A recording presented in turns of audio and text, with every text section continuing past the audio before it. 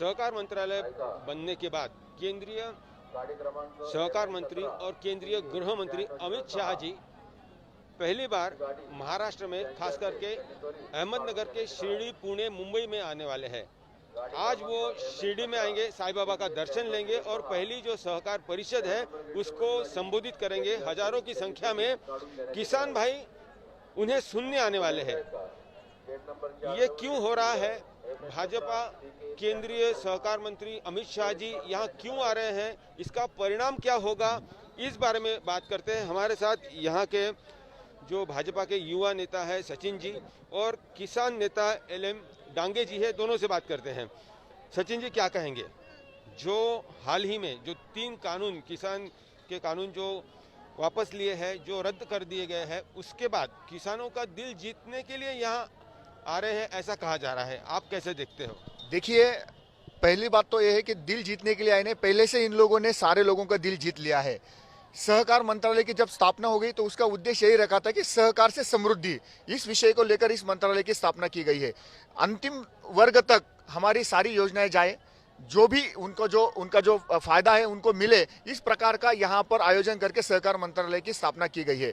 महाराष्ट्र में ये जो नगर डिस्ट्रिक्ट में प्रवरा नगर में जो सहकार परिषद हो रही है, वही प्रवरा नगर में एशिया का सबसे पहला यशस्वी जो सहकार जो कारखाना है, शुगर फैक्ट्री है, वो उसकी शुरुआत की गई थी और पहली सहकार परिषद भी वहीं पर हो रही है। मुझे लगता है भारत के उज्जवल भविष्य के लिए ये जो बाबा का दर्शन करके ये जो सहकार परिषद होने वाली है, मुझे लगता है इन्होंने जिस उद्देश्य से सहकार से समृद्धि यह नारा लेकर ये इस मंत्रालय की स्थापना की है, मुझे लग रहा है कि बाबा के आशीर्वाद से और हमारे सभी के प्रयासों के साथ, कष्ट के साथ यह सक्सेस होने वाला है, ऐसे मुझे लगता है। डांगे सर, आप क्या कहेंगे? जो पहली विजिट है अमित शाह जी की इस इलाके में बतौर सहकार मंत्रालय बनने के बाद, आप कैसे देखते हो? क्या उद्देश्य है, क्या परिणाम करना चाहते हैं? इस देश का किसान कोई खुश नहीं है। जो तीनों कानून वापस लिए हैं, ये वापस लेना सरकार पर जिम्मेदारी आई कि पूरा देश का किसान नाराज है और ये नाराजी इनके निकालने के लिए वो तीनों कानून गवर्नमेंट ने वापस लिए हैं।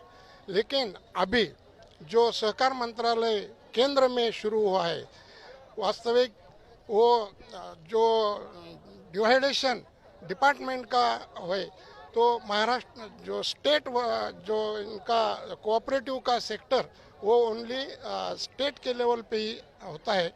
लेकिन अभी वो केंद्र ने ये मंत्रालय शुरू किया है कि जो आप सेंटर की कोऑपरेटिव पे कमांड नहीं कर सकता था, वो कोऑपरेटिव का कमांड करने के लिए वो सेंटर में जो डिपार्टमेंट लिया है।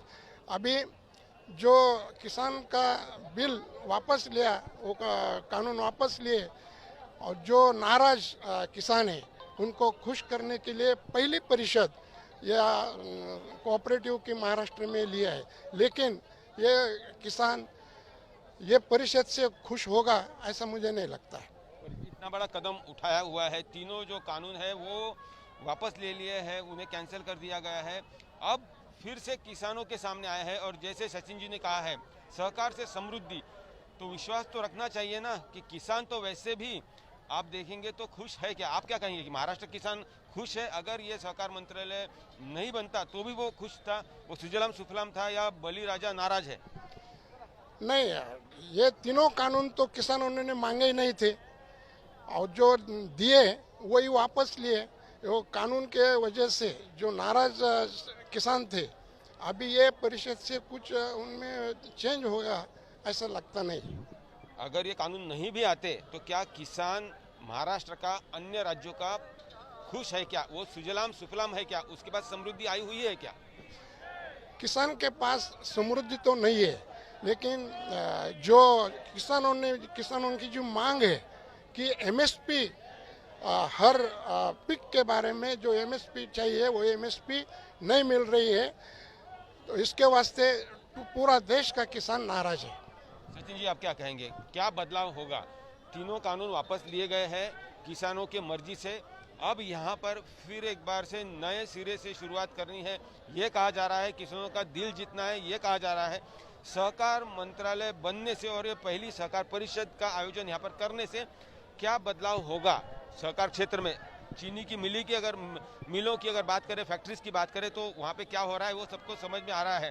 ईडी के वहाँ पे रेड्स हो रहे हैं, जो प्राइवेटाइजेशन वहाँ पे हो रहा है, जो किसान जो गन्ना देता है वो भी खुश नहीं है, उसमें कुछ बदलाव होगा, उसमें समृद्धि आएगी ये सब होने से। मुझे पूरा विश्वास है देश के प्रधानमंत्री माननीय नरेंद्र भाई मोदी, इनकी नीति और नियत दोनों बिल्कुल साफ है, इसलिए अलग अलग प्रयास करके वो किसानों को किस तरीके से समृद्ध की जाए इसके लिए प्रयास कर रहे हैं। तीनों कानून वापस लिए, इसका मतलब ये नहीं कि तीनों कानून गलत थे। उन्होंने ये कहा कि हम किसानों को समझाने में हमारे कमतरता रही, इसलिए हम लोग पीछे ले रही है। मतलब इसका मतलब ये है कि किसानों के साथ वो हमेशा डट कर रहे थे। रही बात सहकार की, मैं महाराष्ट्र का आपका सबसे पहले उदाहरण दूंगा। महाराष्ट्र में लगभग 200 यहाँ पर शुगर फैक्ट्रीज है। उनकी क्या हालत है आपने देखा है, अभी तक मतलब 50 के ऊपर जो शुगर फैक्ट्रीज है वो लॉस में है। तो इनको कहीं ना कहीं यहाँ पर उनको बंधन करना पड़ेगा, उनको अच्छी तरीके से वहाँ पर उनको जो भी कुछ नियोजन है, प्रायोजन है वो करना पड़ेगा। और मुझे विश्वास है इस नियोजन का प्रायोजन करने में यहाँ पर हमारे देश के पहले सहकार मंत्री अमित भाई शाह माहिर है और किसानों को इस प्रयास के माध्यम से वो समृद्धि की ओर ले जाएंगे, ऐसा मेरा ठाम विश्वास है। यहाँ पर आपने सुना भाजपा के युवा नेता सचिन जी, किसान नेता LM डांगे जी, दोनों ने अपनी अपनी बात कही है। जो सहकार मंत्रालय केंद्र में बनने के बाद अमित शाह जी की ये पहली विजिट है, पहली सहकार परिषद है, बदलाव होगा, समृद्धि की ओर किसानों को ले जाएंगे। पूरे प्रामाणिकता से मोदी जी और शाह जी काम कर रहे हैं, ऐसा विश्वास यहाँ पर युवा नेता सचिन जी ने बताया है। शिरडी की अगर बात करें तो लॉकडाउन के बाद जो खुलना शुरू हुआ, उसके बाद आप देख सकते हैं कि रौनक फिर से यहाँ पर लौट आई हुई है।